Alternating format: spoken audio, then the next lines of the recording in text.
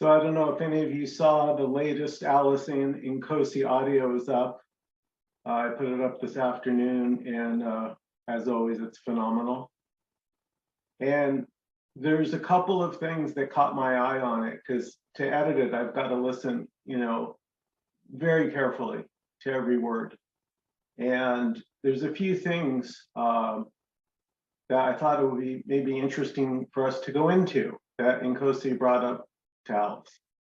And early on, he asked a great question. Great question. Think, why doesn't mentally repeating all is this work?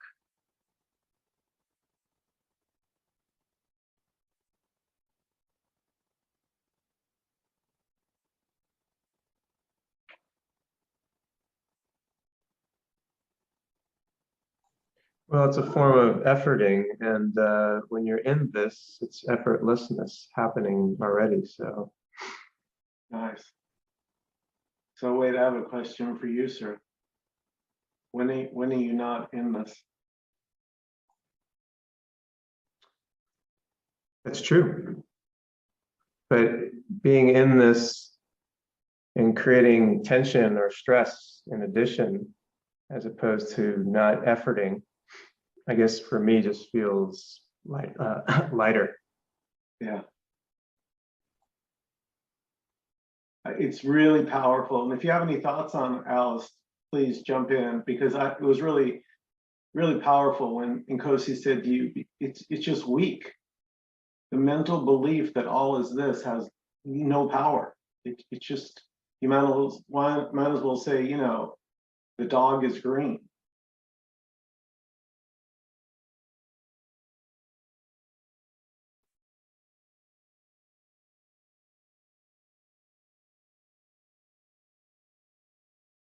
So I think this is worth going into. I'm sitting here as a me, and I keep hearing Nkosi say, all is this, there's just this, all wholeness. I keep telling myself this, and I'm writing it down, and I'm making notes and posting it, and every week hearing it again and again and again, and yet it seems to elude me.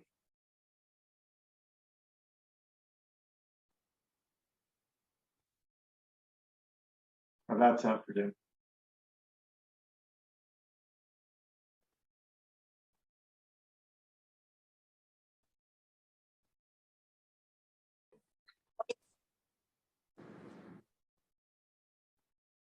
I hadn't had a chance to listen to it back, but I did see it out on YouTube, and usually you send me a notice as soon as it goes out.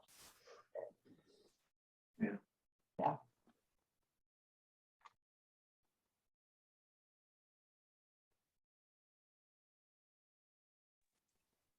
The way that I look at that, the words not being meaningful is that that's in your head, and what you really need to get that into your heart, and the distance between your head and your heart, it's a very long stretch.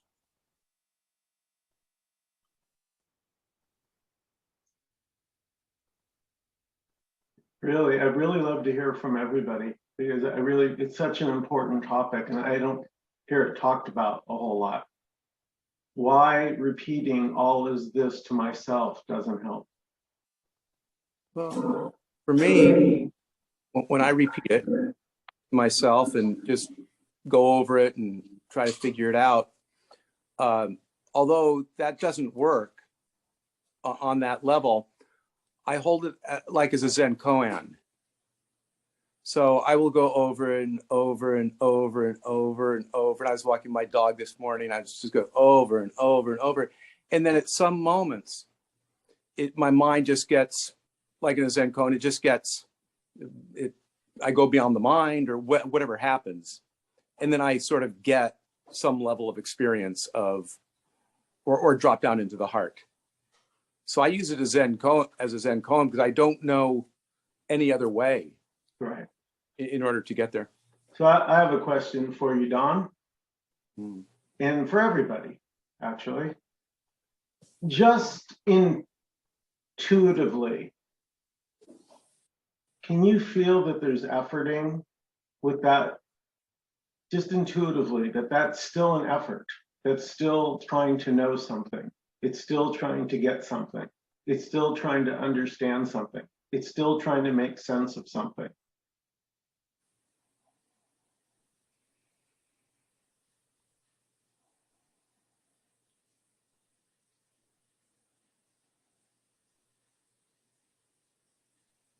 That it's an effort, a strong effort, but it may be effort long enough and be open, and the effortlessness may appear.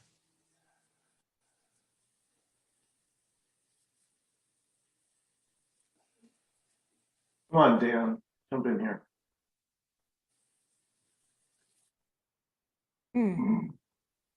The effortlessness may appear.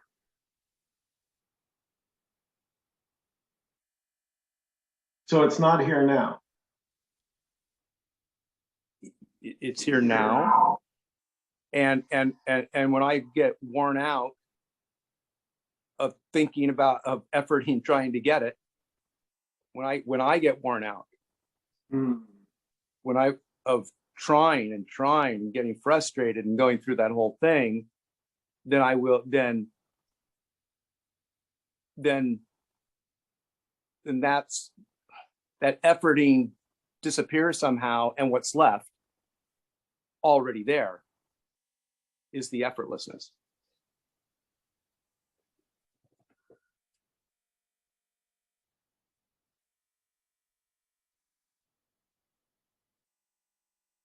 I think my experience is that to be repeating all is this is a whole lot better than a lot of the thoughts that go rushing around in my head, a lot of the negative thoughts. So better to repeat something meaningful and positive than to be ruminating or dwelling on the negative critical thoughts that pull me down.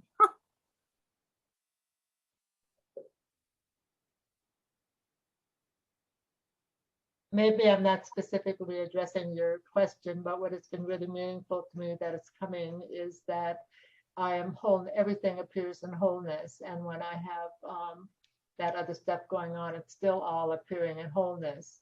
And I have been watching that a lot more closely, that there can't be anything except for wholeness, even though I drift away and can come back home to it now. So that's been seemingly helpful to lessen the suffering. So this is, I mean, I really don't know how to sugarcoat it, but those are all still stories. That it's not here now is bullshit. And really, you gotta cut it off. Enough's enough with the story business. As if you were, see, you're already it.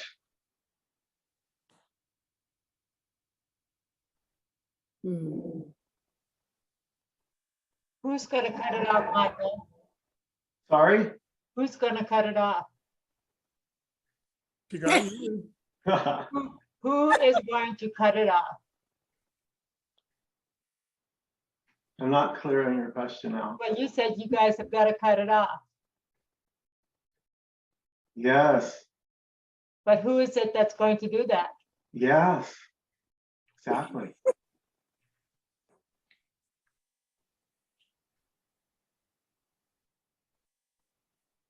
What do you think, Faith?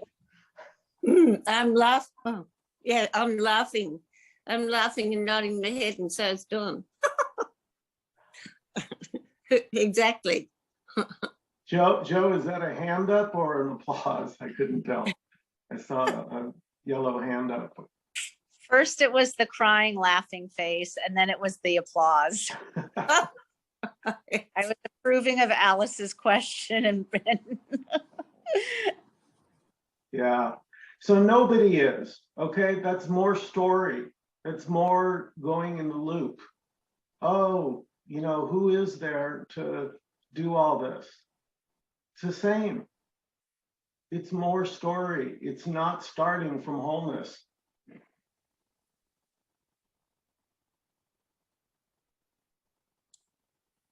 So really, when you start from wholeness, or what you're talking of, Michael, it just comes to a full stop, don't you? It's sort of, there's nothing, nowhere to go, nothing to do, nothing to say, nothing to hear. It's just a full stop.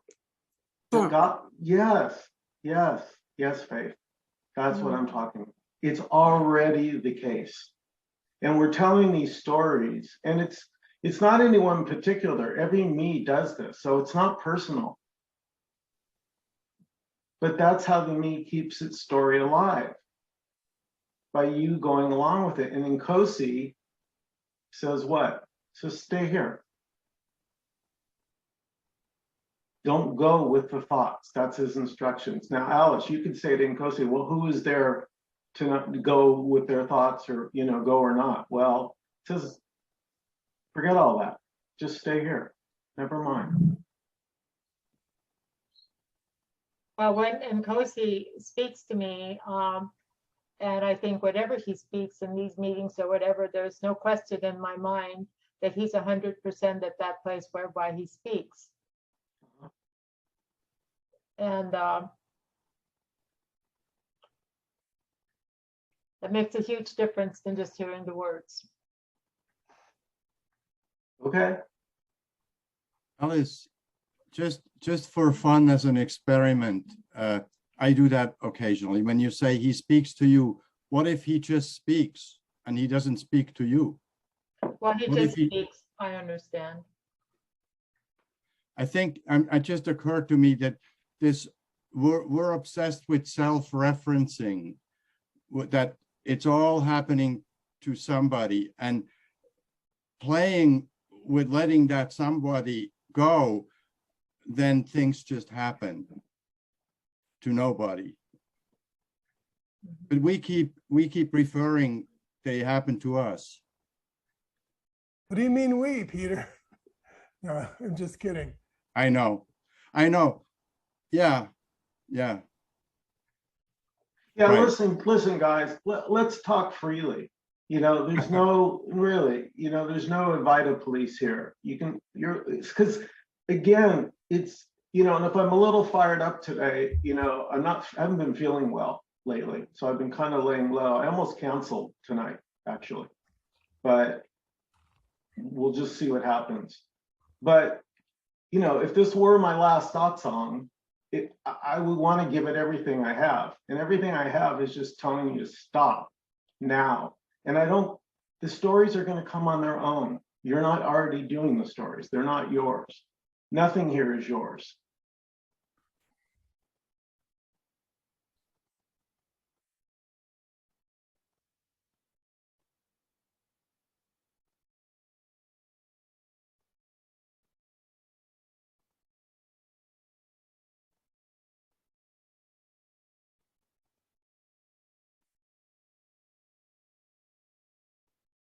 I just to be honest, I don't get the stop. I mean, intellectually, I get it sort of, but I don't get when you say stop. I get it intellectually, but I don't get when you say just stop. It's like I get it. It makes sense in my head, but that's as far as it goes. Well, actually, Don, no worries, because I don't even know what that means. But that's just what's coming out here.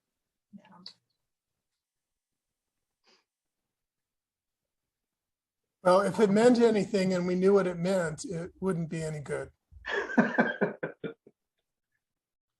And all we're doing is telling stories here. That's all we can do.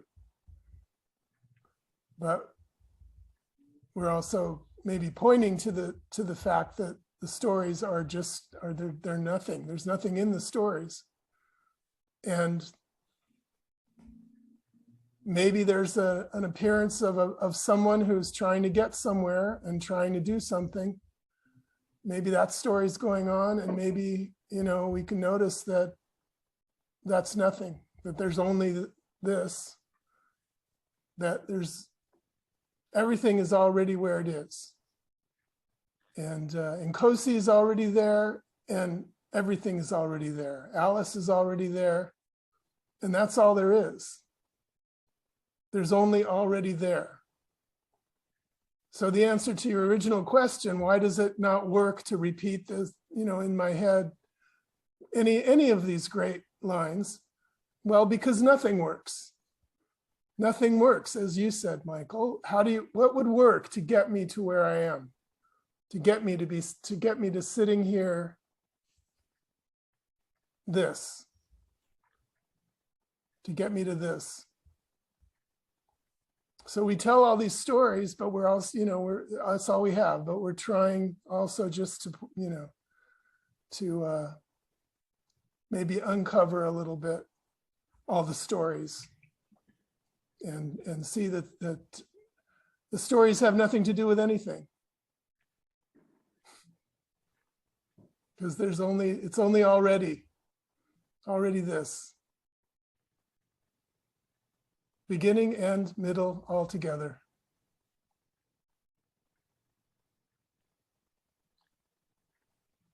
And so beautiful, Dan.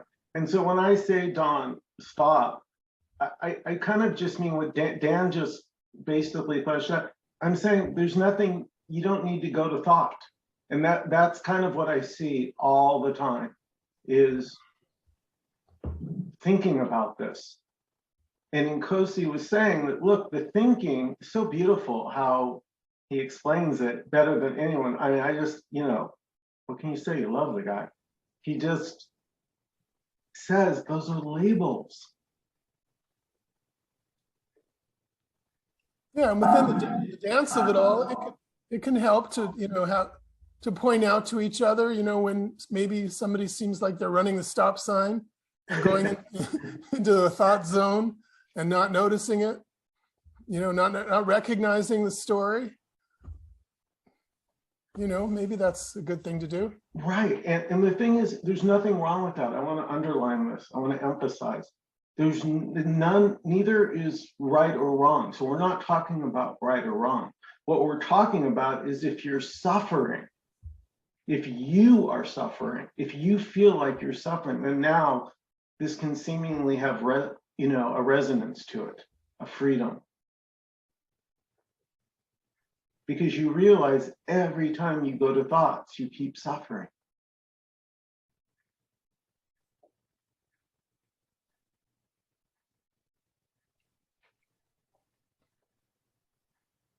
Because what seems to happen is the thought seems to veil reality. It seems to veil what's already here with the story.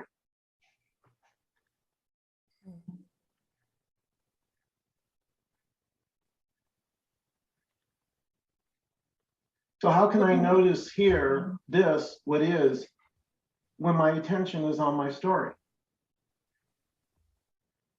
So Nkosi was saying, so great. Notice the space here. Normally we go to objects. And if you, this is kind of funny, if you think of thoughts as objects, you think of thoughts as objects. But now let's go to the space that the objects appear in. So it doesn't matter what the object is. It has to appear in the space.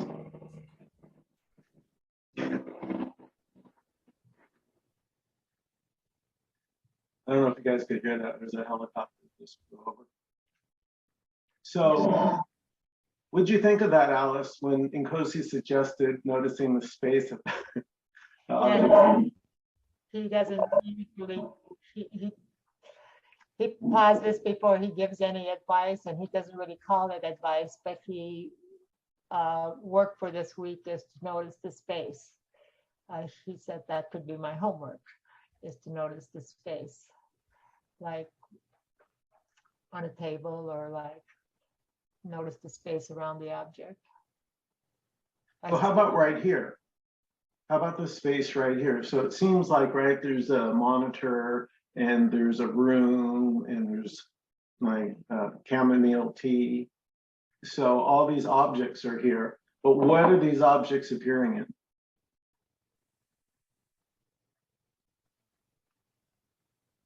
They're appearing in this or wholeness. I mean, I don't know if that's a question, but. And we could ask, what is Alice? Is Alice an object in that space? Or is Alice something else? And who is it that's hearing the thoughts that the thoughts are talking about and directed to? Is that to an Alice in the space, or is that, in other words, where's Alice in all of this? We can ask these questions anyway. You don't have to answer. Well, let's investigate it. I suppose my body would be no different than the screen or the walls or anything else.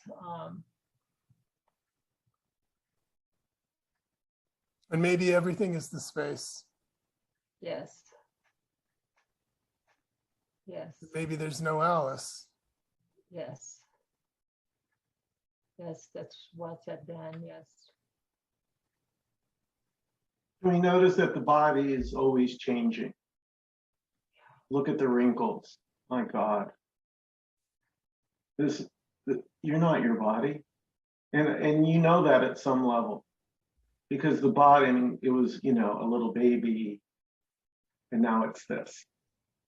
You really can't, with a straight face, say, I'm the body, if you actually take a moment. Because I say, well, without the thought, I'm the body.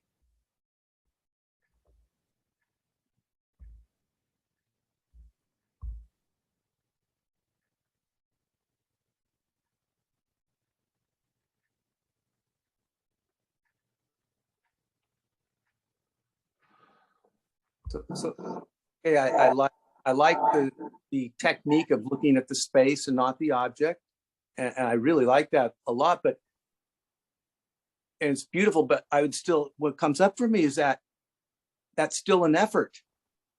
You said stop. It's already whole. It is what it is, or whatever the saying is. And then, so why would I be looking? What am I doing if I'm looking at the space and not the object? That's a grasping. I mean, I like it, but that's a grasping. It's my interpretation. It sounds more like, well, it's a spiritual grasping though, so it's okay, or something like that. But I still say it's effort. Or it was effort. Oh, go ahead. I'm done. No, that's fine. Yeah. I am trying, you know, just so you know, I'm not trying to be confrontational or anything. I am fascinated by something. I hope you get that. Don, Okay. we love you. Okay, thank you. Okay. I love your questions, Don. Just wanna make sure. They're my I own. love your honesty or your authenticity. Yeah.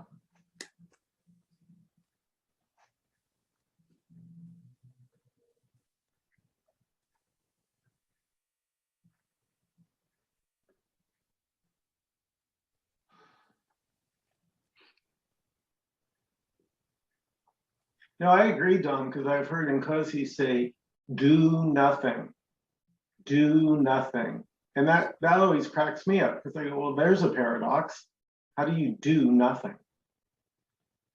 And yet there it is. Somehow something in you resonates.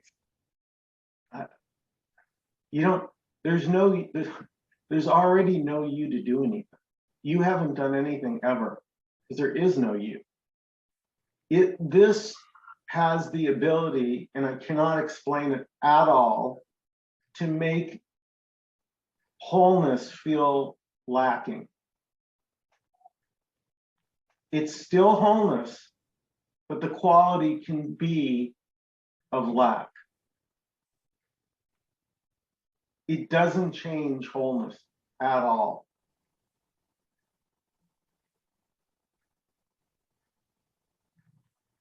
It's a sensation. That feeling in the body that I'm separate is a bodily sensation.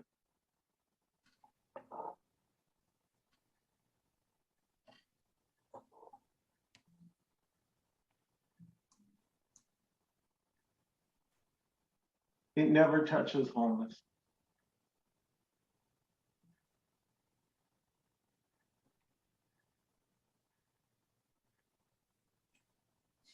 Yeah, I love Alice when Nkosi says, you know, fire can't burn it, you know, water can't get the space wet, you can't kill the space. Huge explosion. I like when he says that. Huge explosion would never touch the space.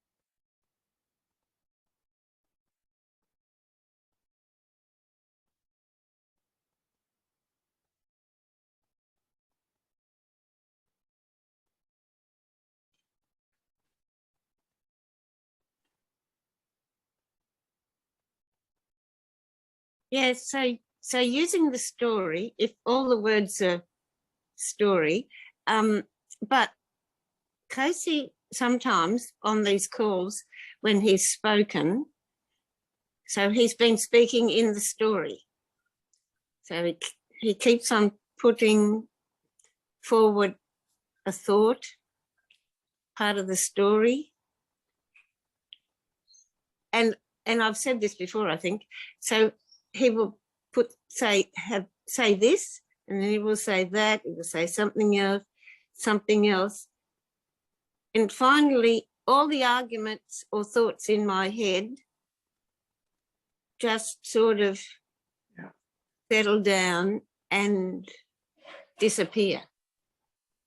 And that's when I talk about the full stop. So then I just get to a full stop where I have no yeah, but, or what if, there's nothing to say. It's just, boom, here I am, full stop. That's what I think you're talking about when you say stop. Yeah, I know just what you mean, Faith. To me, it's almost like a game of chicken. Remember that game, Chicken, where like, you know, two cars drive at each other, you see who gets out of the way first. And Nkosi is so rock solid that you can just see he doesn't care about your story. He'll listen, but it has zero effect on him because he just laughs and because he knows all we have is our stories, right? You'll hear Tim Cliff also says that. We just have stories. So there's a great freedom in being able to speak stories freely. You can actually get into them with much more gusto because you don't have that guilt and because you're not believing it anymore. You're like, oh.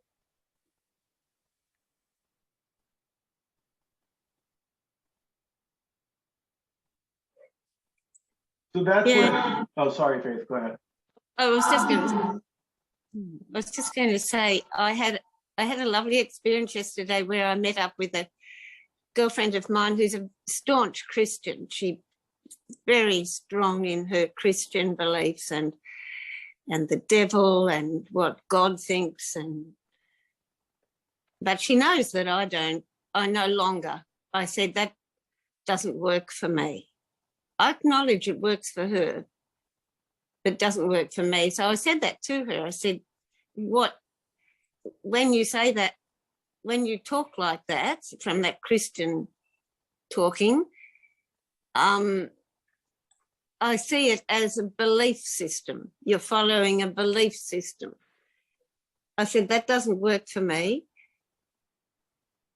More or less, I can't remember my exact words, but it was like more or less what works for me is to have no belief system.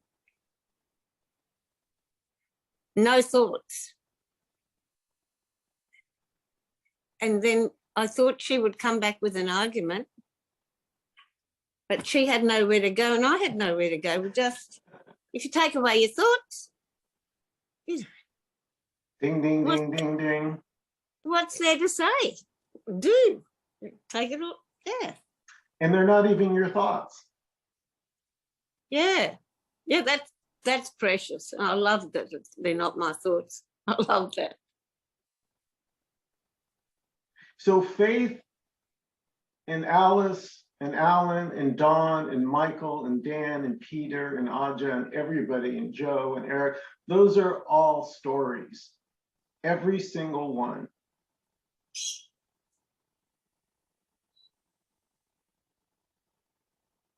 And there's nothing wrong with it. Lovely, lovely stories when seen as stories, but not if they're believed in as truth. No.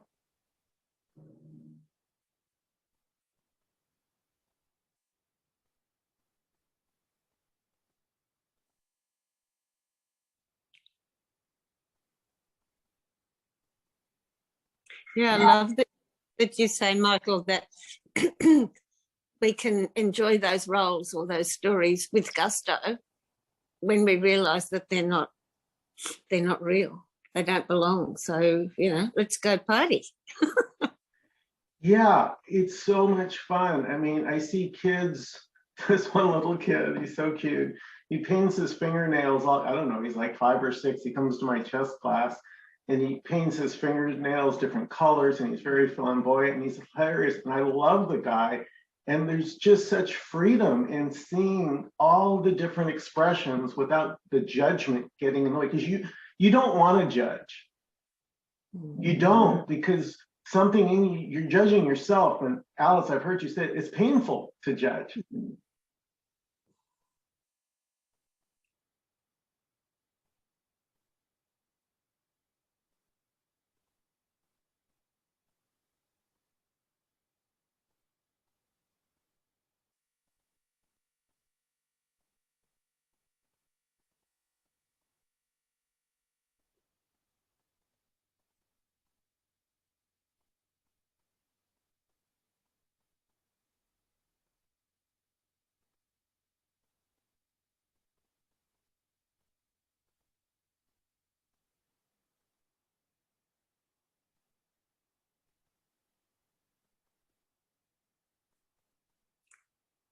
Yes, because yesterday I had this experience with my grandchildren, my teenage grandchildren, and I had something, before I visited them, I had something very important to say to them. And I was imagining how I was going to present it and what their response was going to be. It's a big, serious thing, and I'm communicating this very important topic to them about their mother's health. So I had it all rehearsed and right. So I get there, and those 3 children, they listened for about 30 seconds, and they said, "Come on, Grandma, wind it up, wind it up." And my idea about my presentation was sort of just smashed to pieces.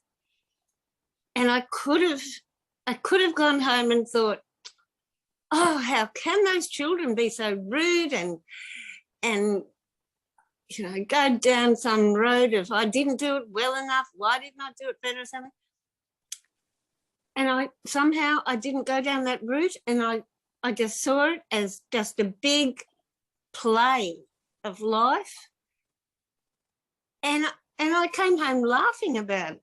And even this morning, I woke up thinking, those girls, they play with me. And it's just so light and fun. To not believe your thoughts and believe that you're real and, go down that track. Yeah. Yeah, it removes the seriousness. Because the kids weren't taking you seriously. So after They think they know it all. His grandma, she comes along, she's going to tell them, blah, blah. Well, we know it all, Grandma. So, make it short and sweet and let's have a cup of tea or something. I don't know. But that's not what I think. My image of grandmas is, very serious and have something to contribute and all the rest of it. But I just love it that they just be themselves. Grandma's no more special than any of us, and we'll treat her like we treat our friends. And if they're telling us bullshit, we tell them so. So yeah, I just love it. It's a real freedom to explore life. Yeah, I can certainly relate, Faith. I remember when I used to teach chess and I had these lessons planned and, for my own games, and they were really important, and look how smart I was and clever, this checkmate in 5 and blah, blah, blah. And now I don't do any of that. I go in there, I'm present with the kids. I open up a book, I'll pull out a chess problem, I'll talk to the kids as I'm setting up. How was your day? What's going on? Just being in the moment. Mm.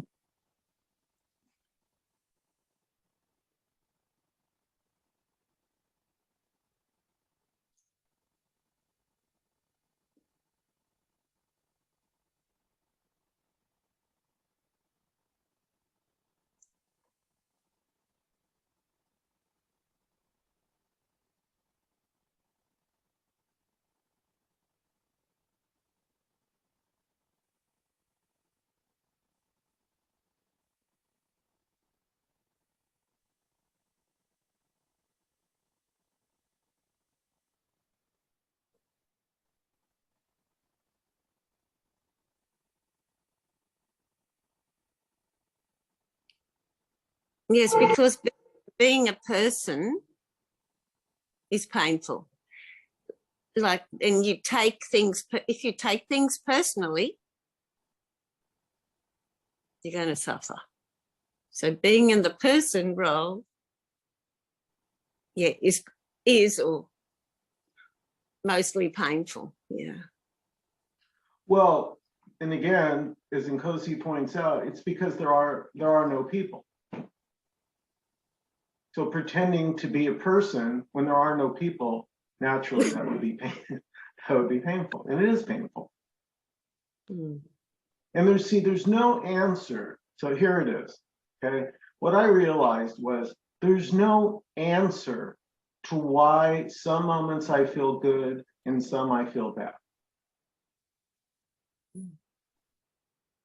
But I'm not chasing. If I don't feel good, I'm not suffering because I'm not telling me a story. It should be different. Mm.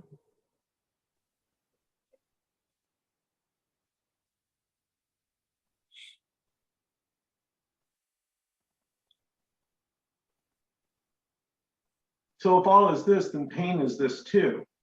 And it doesn't mean I have to like it, but it is here. So not liking it, ironically, is this too.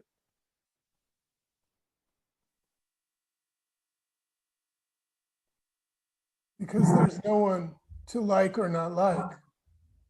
There's just this, however it is showing up.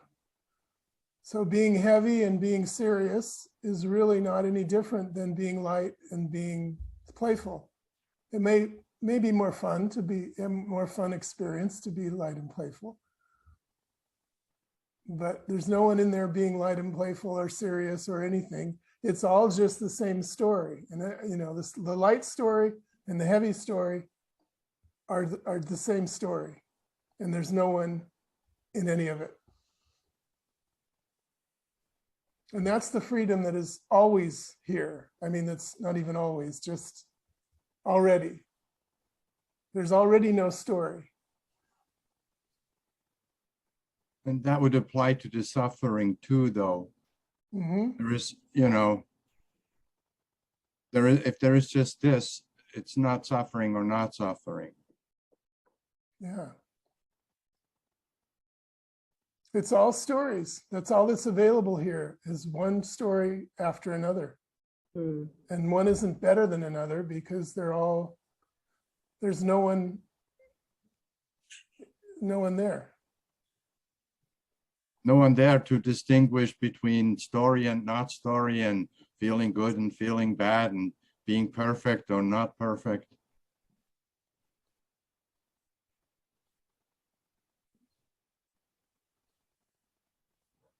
Yeah, nobody owns either one. So feeling bad isn't yours, and feeling good isn't yours.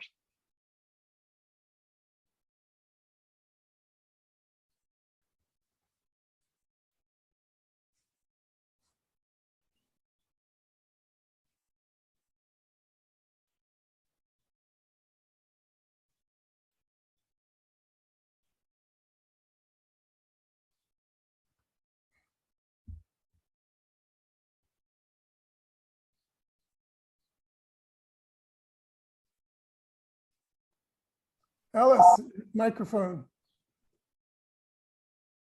Thank you, Dan. In a way, when I hear you talking, and some of you have said that we're all in stories, and that gives a feeling of relief to me, because I'm always trying to get out of my story, and there's efforting around all of that. So it's kind of restful when you talk about, well, we're all in stories here. And there's nothing wrong with that. That's just the way it is. And that makes me feel really relaxed. It's like I'm joining the crew now. I'm not trying to find this holy space. Yeah, that's it. Well, Yeah, really good, Alice, because that quest, I remember looking for that holy space. Not realizing that was just another story, just another thought. But that is the me. Every me is that. Look, that busy looking for the holy space. Whatever it's called. But it's for the me, it's never here. It's always what I'm looking for. But in fact, it is only here. It's only this. Already. We don't have Nkosi here right now, so I have to say it.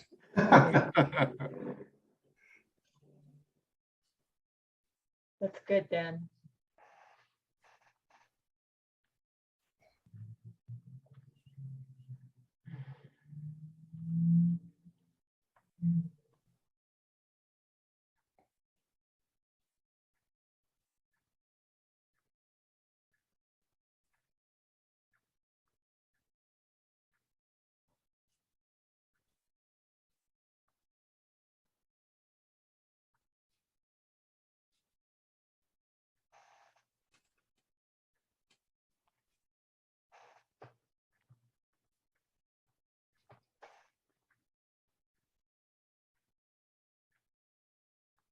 So Faith, just to go back to your thing about, I was starting to say about chicken, playing the game of chicken. So when you're with Nkosi, right, you're in story and you're telling him all these stories, and he's just, present and smiling and laughing, and it's dawning on you that he's having a good time and you're the one suffering, is because this is serious. I got serious stories here. But Yeah. the love wins you over. You're like, screw the stories. I just want the love.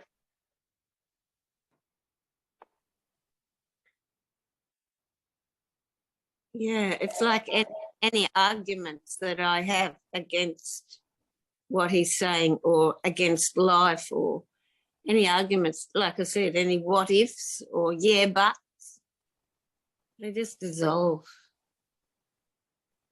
Well, yeah, because you can feel it's an attempt of the me to be right. It's more interested in being right. And at some point you realize, no, I just want the peace. Yeah.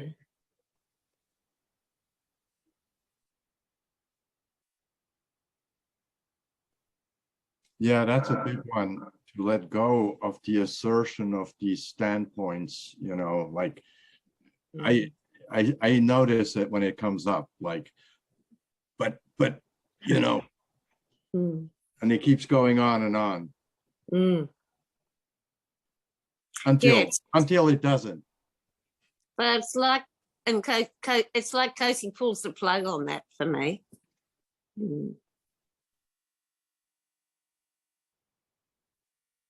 Yeah, because you realize there's such freedom in not caring.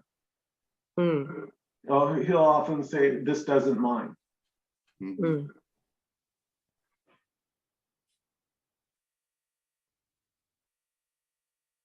I would say that being with Nkosi every Saturday night has, for the most part, I have fallen in or surrendered or did something that was very seemingly cleansing somehow for me. But there have been times, and last Saturday night was a time where I was in my story so heavily, and like Peter says, so right. But I couldn't let go or pull through, even though his beautiful presence was there with me for an hour. And I'm looking forward to seeing the YouTube again to see how that really looked. But on Sunday, something released inside of me. It's funny how that sort of thing sometimes happens.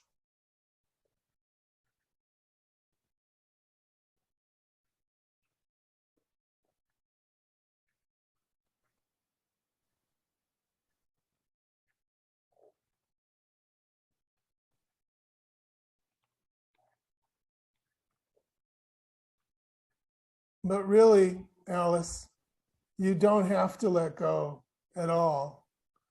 And you really can't let go. There will be, maybe in the story of Alice, there will maybe a letting go or not letting go. And that's just going to be whatever it is.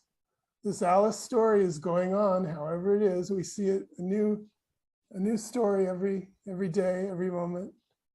But that really doesn't have anything to do with you. You're not involved in that story. There's no Alice in that story.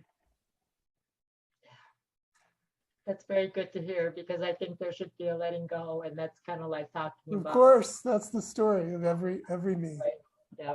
But you are let go. You are just letting. You were just the let go, the let go-ness. Yeah. And that explains why you haven't found it so far. Right. Certainly does, and for every me. Yeah, and you never will find it.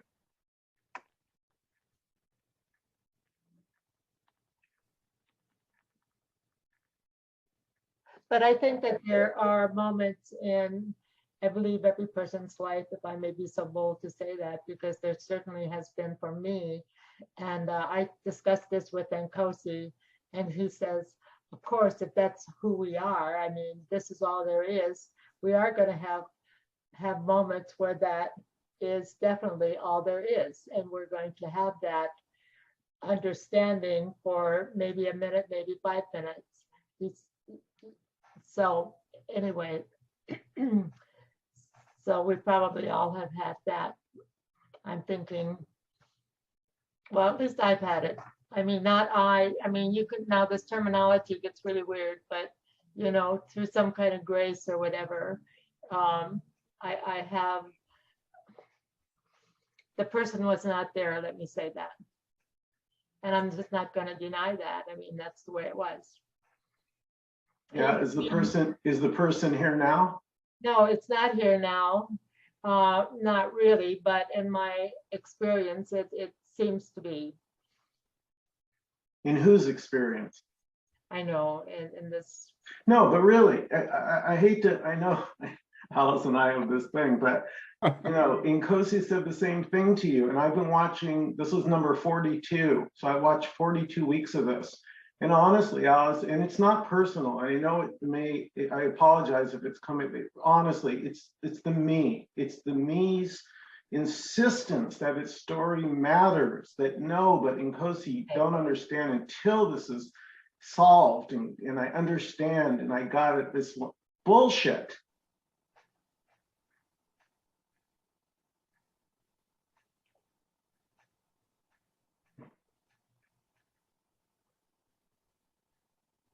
I hear you.